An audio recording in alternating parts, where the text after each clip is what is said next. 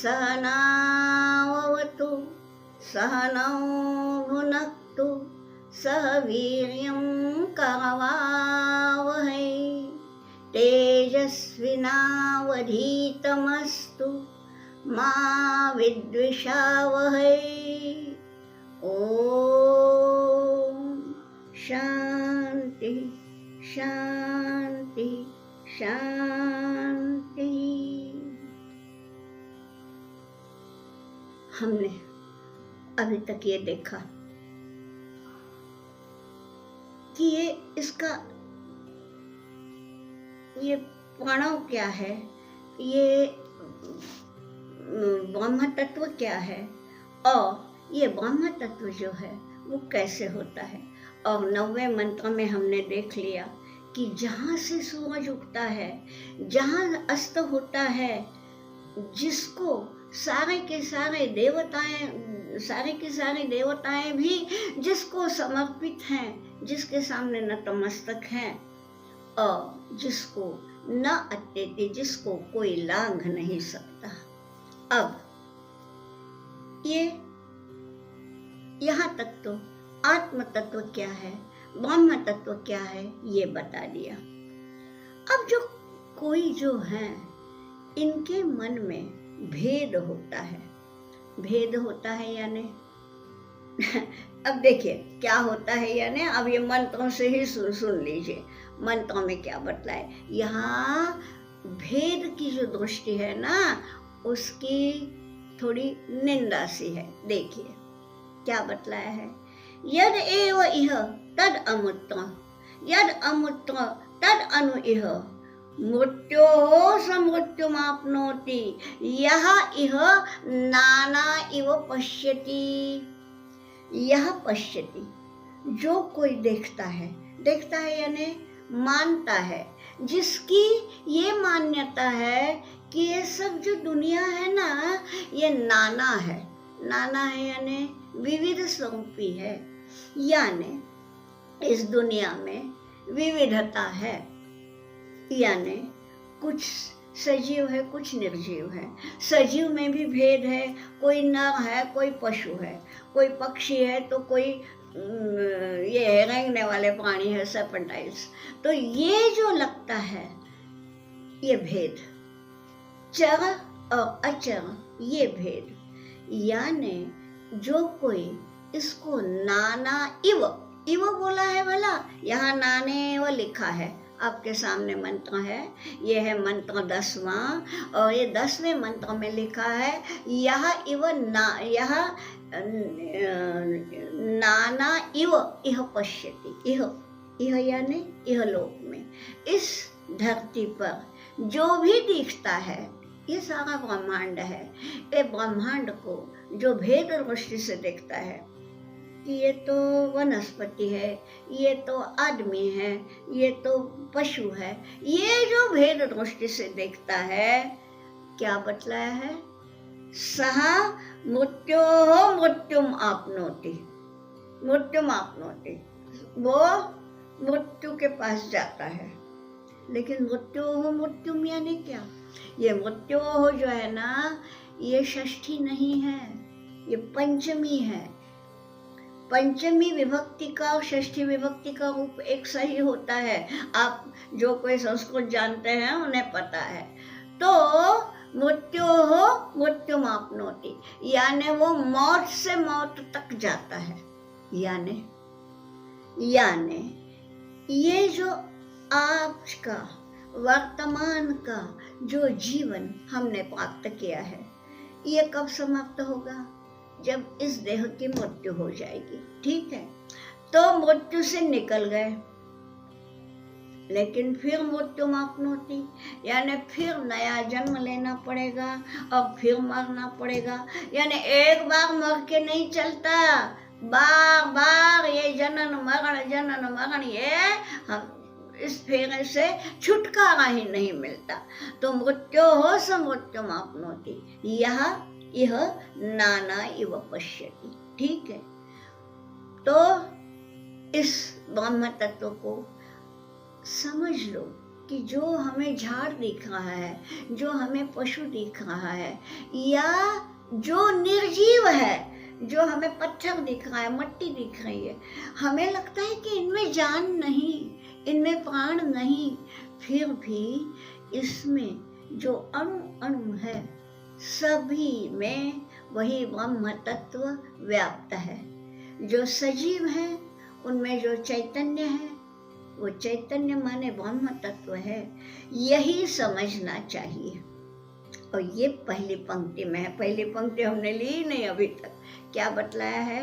यद एव इह तद अमुत्र। इह यानी इस धरती पर, इस धरती पर यानी ये जो ऐहिक जीवन हमें दिख रहा है, जिसको प्राकृत ब्रह्म ऐसा शब्द प्रयोग है शास्त्रों में। शास्त्रीय शब्द प्रयोग थोड़े से हमसे भिन्न होते हैं, हम अपनी बोली में बोलेंगे तो ये जो हमें यहाँ दुनियादारी दिखती है, ये सब इह, ठीक। यद एव इह, यद यानी जो यहाँ है वही अमुत्र, वही इह के बाद, अमुत्र यानी वहाँ, जो यहाँ है वही वहाँ है। अब वहाँ यानी कहाँ?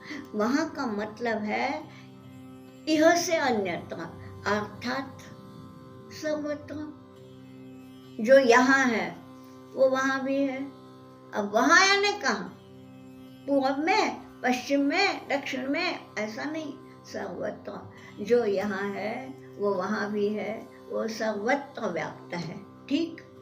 फिर यद अमुत्र तदनु इह, जो सब जगह व्याप्त है वो यहाँ भी तो है। यानी ये समझ में आना चाहिए कि यहाँ यानी जो भी हमें दिखता है वो यहाँ, और जो हमें नहीं दिखता वो वहाँ। तो जो दिखता है उसमें भी वही ब्रह्म तत्व है, जो नहीं दिखता, हमारी आँखों से परे है, वहाँ भी ब्रह्म तत्व ही व्याप्त है, ये समझना चाहिए। किंतु जो ये नहीं समझता, जिसको लगता है हाँ ये क्या है, ये अमुक है, ये वो है, तो मतलब नाना इव, इव बोला है, इव यानी मानो, नाना जैसा है, नहीं नाना, एक्चुअली वो विविध नहीं है, वो एक ही है, लेकिन विविध है ऐसा जो समझता है, वो तो फिर से मौत के मुंह से छूटेगा और मौत के मुंह में जाके गिरेगा। यानी इस देह को छोड़ेगा, फिर दूसरा देह लेगा, फिर मौत है, यानी उसको छुटकारा नहीं, उसको मोक्ष नहीं, ये बता दिया है। तो ये जो है, इसको दर्शन की बोली में जीव, जगत और ब्रह्म, ये तीन शब्द आते हैं दर्शन की भाषा में। अब तीन अलग है, जीव अलग है, जगत अलग है। जीव हम हैं, हम सारी दुनिया देख रहे हैं, वो जगत है, माने जगत को भिन्न माना, जीव को भिन्न माना और ब्रह्म तत्व को भिन्न माना। ये जो भेद दृष्टि है वो अच्छी नहीं, ये उपनिषदों का कहना है। फिर अगला मंत्र है, ये है मंत्र 11वां। 11वें मंत्र में क्या बतलाया है? मनसा एव इदम आप्तव्यम न इह नानास्ति किंचन मृत्योः समृत्युम गच्छति य इह नाना इव पश्यति। ये दूसरी पंक्ति वैसी ही है, यहाँ इवह नाना इव पश्यति, जो इसको विविधता के रूप में देखता है। देखिए, हमारे राष्ट्रीय भावना भी यही कहती है कि विविधता में एकता हो, है ना। आपको मालूम होगा, और नहीं मालूम है तो सीख लीजिए, ये ऐसे गीत हमें मालूम होना चाहिए। विविधता में एकता है, तो यहाँ वो राष्ट्रीय भावना है कि यहाँ ये पंजाबी है, ये बंगाली है, ये गुजराती है, ये महाराष्ट्रीय है। ये जो विविधता है उसमें एकता है, हम सारे के सारे भारतीय हैं, ये है राष्ट्रीय भावना। अब इसी भावना को और ऊपर उठाइए तो होगी आध्यात्मिक भावना कि ये पत्थर है, ये झाड़ है, ये पहाड़ है, ये मानव है, ये प्राणी है, सब विविध दिखता है लेकिन है एक। तो यह नाना इव पश्यति, वही समृत्यो मृत्युम प्राप्नोति, इसका तो अभी हो गया पिछले मंत्र में ही विवेचन कि वो इस देह को छोड़ने के बाद दूसरा देह धारण करेगा और फिर से मृत्यु के वश जाएगा। अब मुख्य जो कथ्य है वो पहली पंक्ति में है। पहली पंक्ति क्या बोलती है? मनसा एव इदम आप्तव्यम। जानबूझ के मैं संधि विच्छेद करके पढ़ रही हूँ। मनसा एव यानी ही, जोर देकर कहा है कि मन से ही मिलता है यानी साक्षात होता है, हमें समक्ष दिखता है। यूं नहीं दिखेगा, यूं हमारे आंखें कितनी भी सक्षम हो, चश्मा भी नहीं लगा है, दूर का भी दिखता है, पास का भी दिखता है, सब अच्छा है, फिर भी ये अच्छी आंखों से भी नहीं दिखता। कहाँ दिखेगा? मनसा एव, वो मन से ही दिखेगा। कब दिखेगा?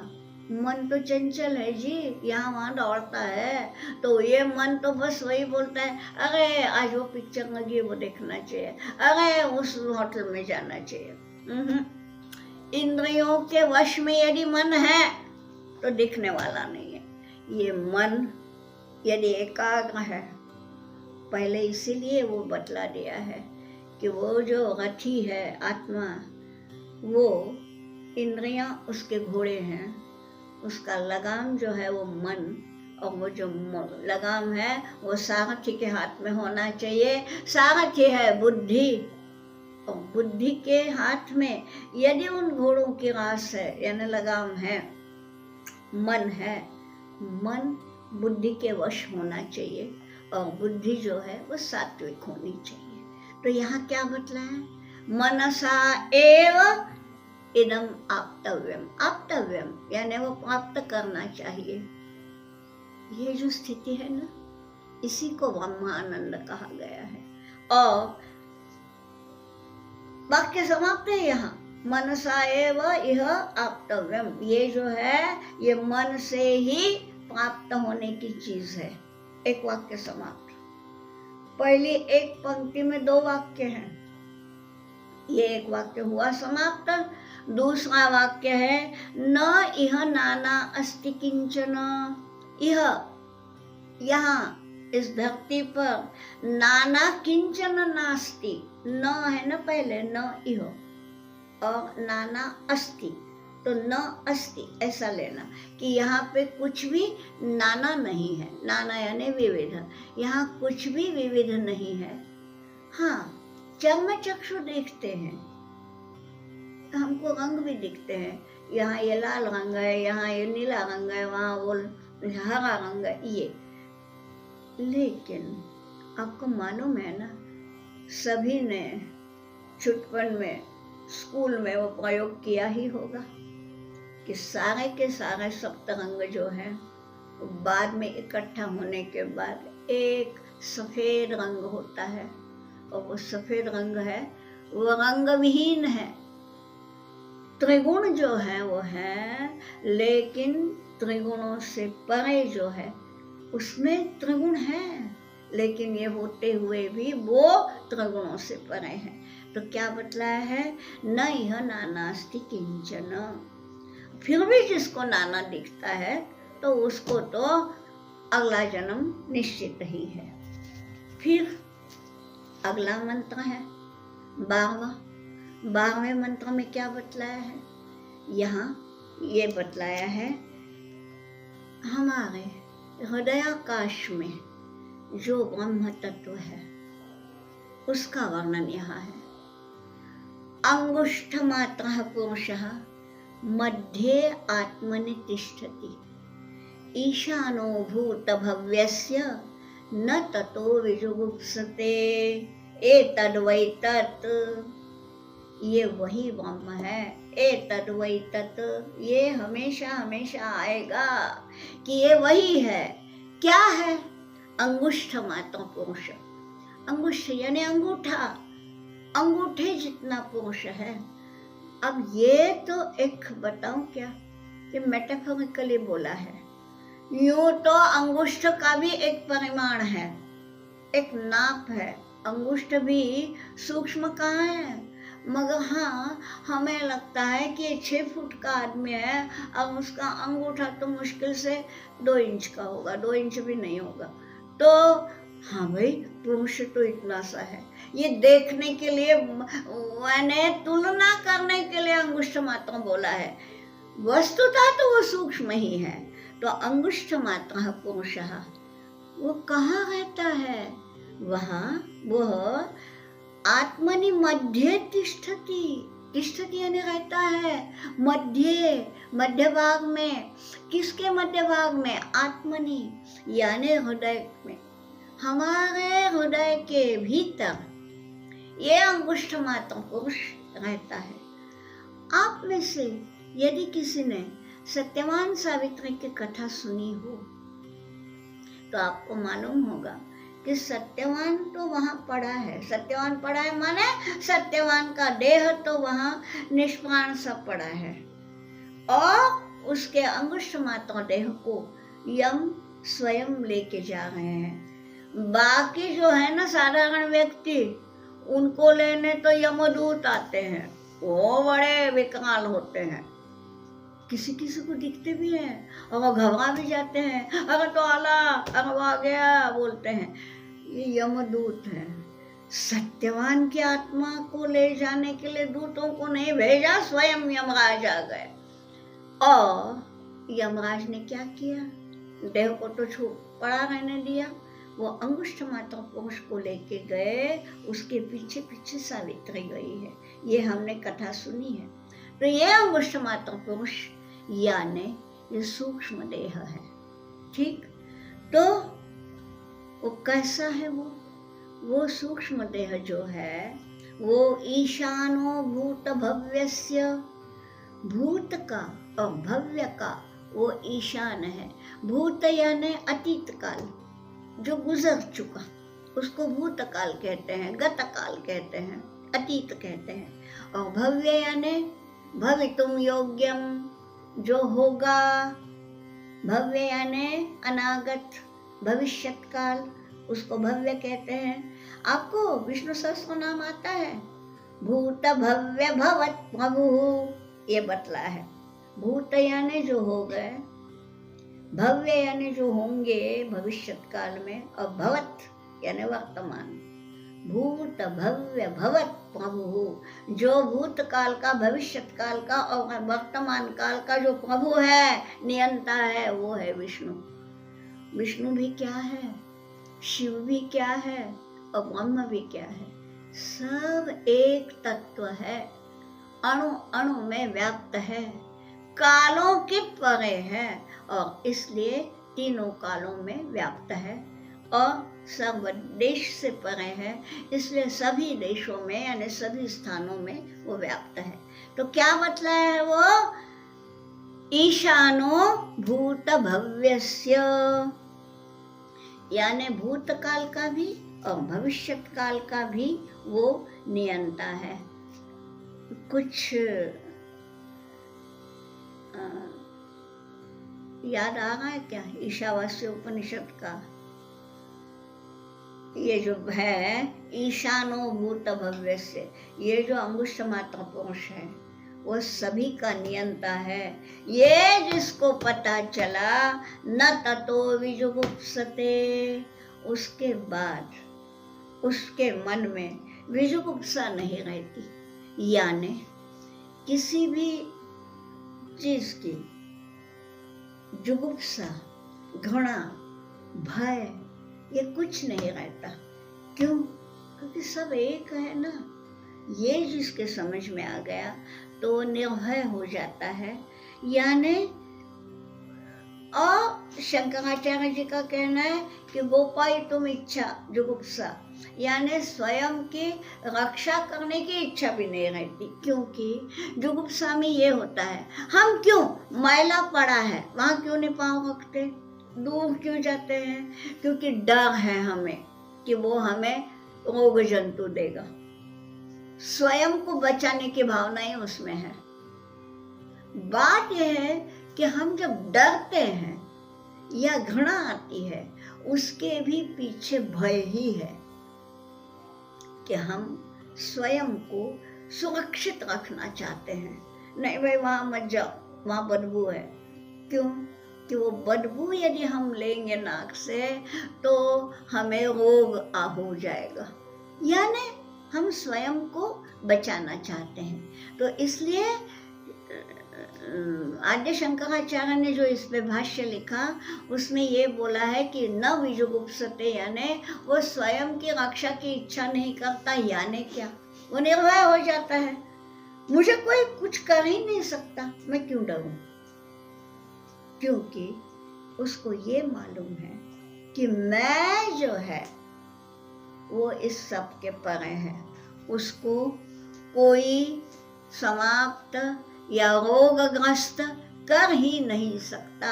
मैं जो है वो इस सब के परे है, और वो मैं जो है, जीवात्मा बोलिए, परमात्मा बोलिए, ब्रह्म बोलिए, नाम कुछ भी दीजिए, वो जो भी है वो भूत भव्यस्य ईशानः, वो भूतकाल का भी और भविष्यत काल का भी वही नियंता है।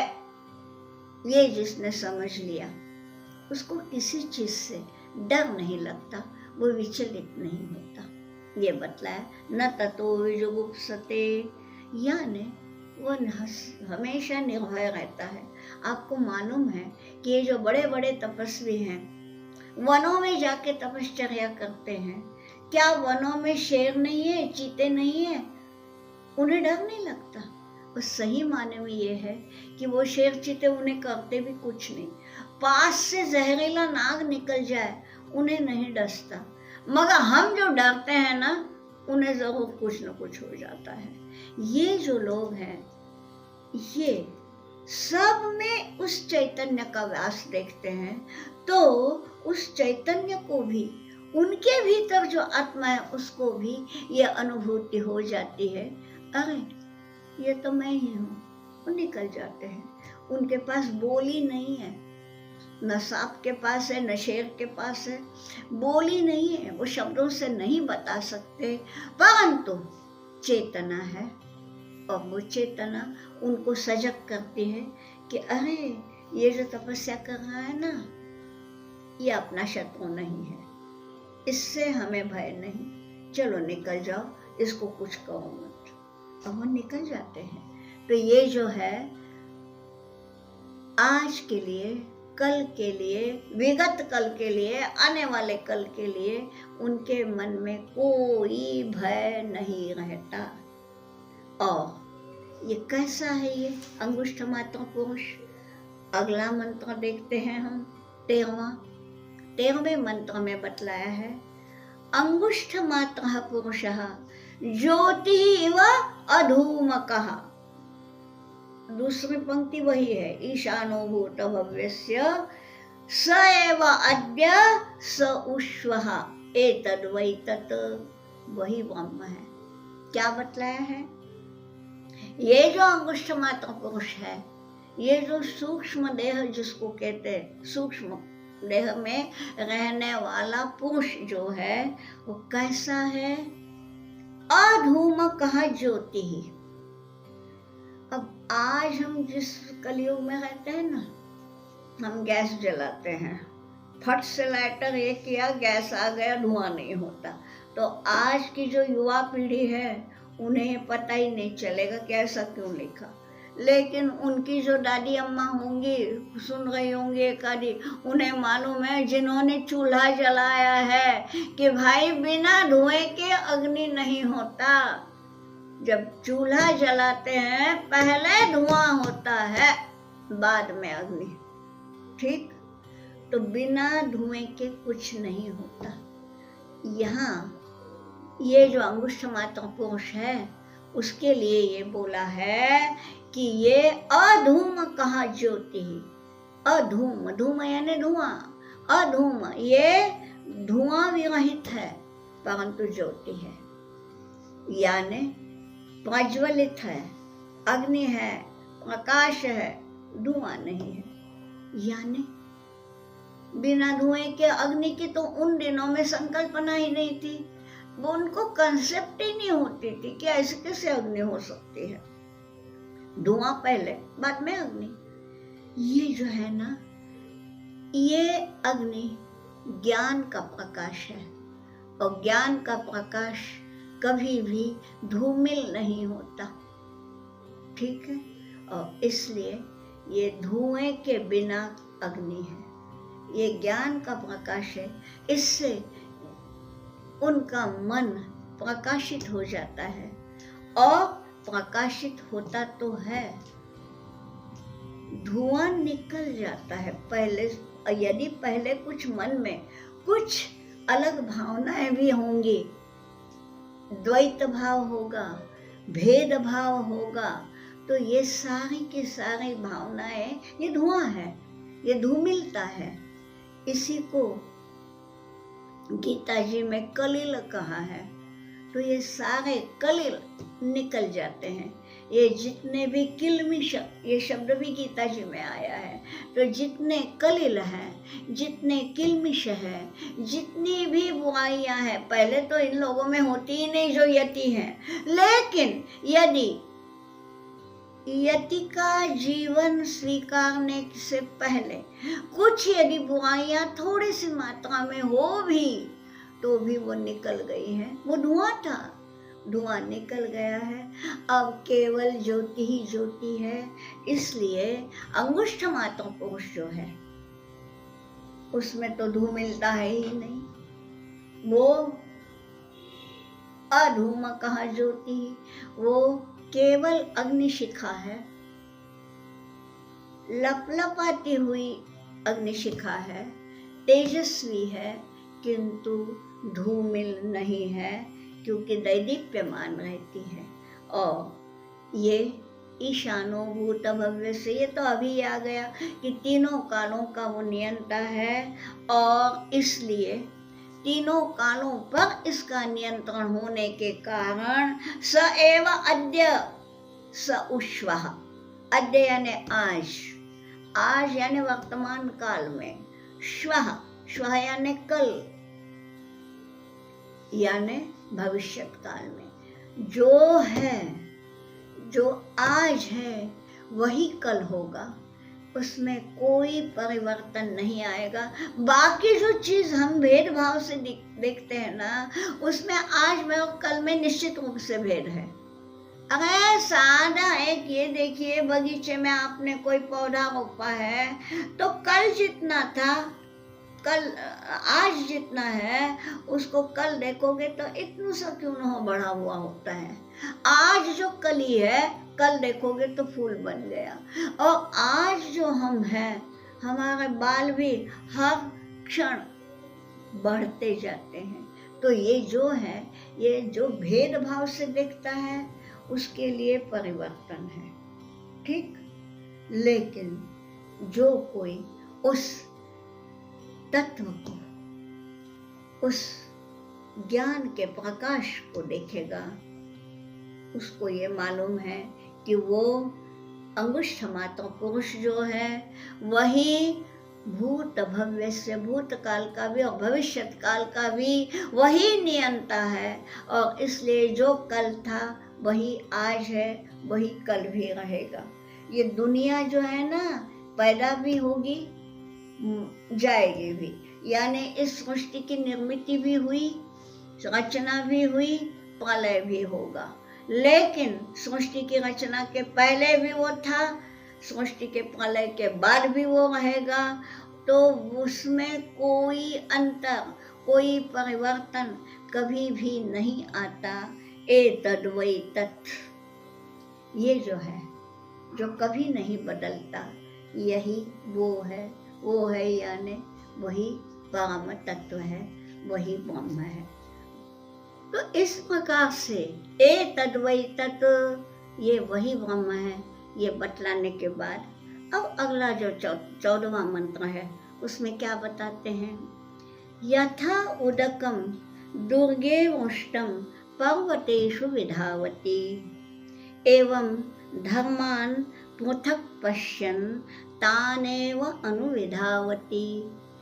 ये बतलाया गया है, एक उपमा है बड़ी सुंदर कि यथा दुर्गे वृष्टम उदकम, वृष्ट यानी वृष्टि हुई यानी वर्षाव, बारिश का पानी, ठीक है, वो दुर्गे वृष्टम यानी दुर्ग यानी बड़ा ऊंचा ये होता है ना गढ़ किला, उसको दुर्ग कहते हैं। वस्तुतः दुर्ग यानी जहाँ चढ़ना कठिन वो दुर्ग, और इसीलिए तो देवी दुर्गा है कि जहाँ तक पहुँचना कठिन वो है दुर्गा। और इन गढ़ों को किलों को क्यों दुर्ग कहते थे, वो बहुत ऊंचे ऊंचे स्थान पर ऐसा था कि वहाँ पहुँचना कठिन होता था, इसलिए उन्हें दुर्ग कहा जाता था। यहाँ जो बोला है दुर्गे, दुर्गे यानी गढ़ पे या किले पे, ऐसा नहीं, दुर्गम स्थान में, ऊंचे स्थान पे। तो जैसे किसी ऊंचे स्थान पे गिरी हुई बारिश,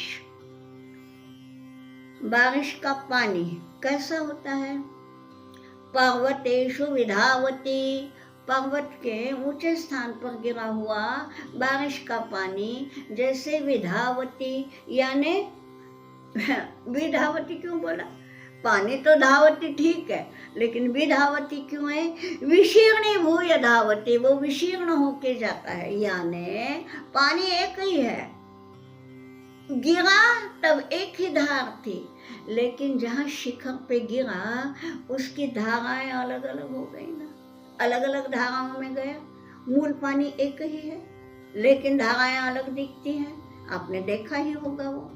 तो एवं उसी प्रकार, एवं का मतलब हिंदी नहीं लेना, संस्कृत लेना, एवं यानी उसी प्रकार, धर्मान पृथक पश्यन, उसी प्रकार जो धर्मों को पृथक देखता है, पृथक देखता है। अब धर्म यानी क्या, धर्म यानी रिलीजन नहीं, आत्म भिन्न जो धर्म है, यानी आत्मा से अलग जो भी है, भिन्न भिन्न शरीर, उनको धर्म को बोला है।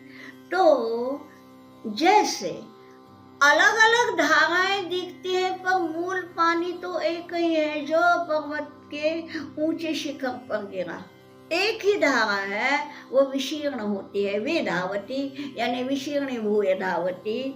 उसी प्रकार जो पृथक अलग अलग देखता है कि हाँ ये धारा अलग है, ये धारा अलग है, ये धारा अलग है, ये पंजाबी है, ये है, ये गुजराती है, ऐसे जो देखता है वो ऐसा अनुपश्यन, ऐसा जो पश्यन, ऐसे जो देखता है यानी ऐसी जिसकी धारणा होती है, जो ऐसे मानता है, वो फिर तानेव अनुविधावती, वो उसी प्रकार से भिन्नत्व को प्राप्त होता है। यानी क्या, यानी ये कि जो उस वस्तुतः एकमात्र तत्व को भिन्न भिन्न स्वरूप में देखता है, उसकी अंतिम दशा वैसी होती है, वो भी भिन्नत्व को प्राप्त होता है, यानी एकत्व तक, मोक्ष तक कभी नहीं जा सकता, ये बतला दिया है। यहाँ नहीं बोला है तद्वैतत, यहाँ तो ये बता दिया है कि उसकी दुर्गति होती है।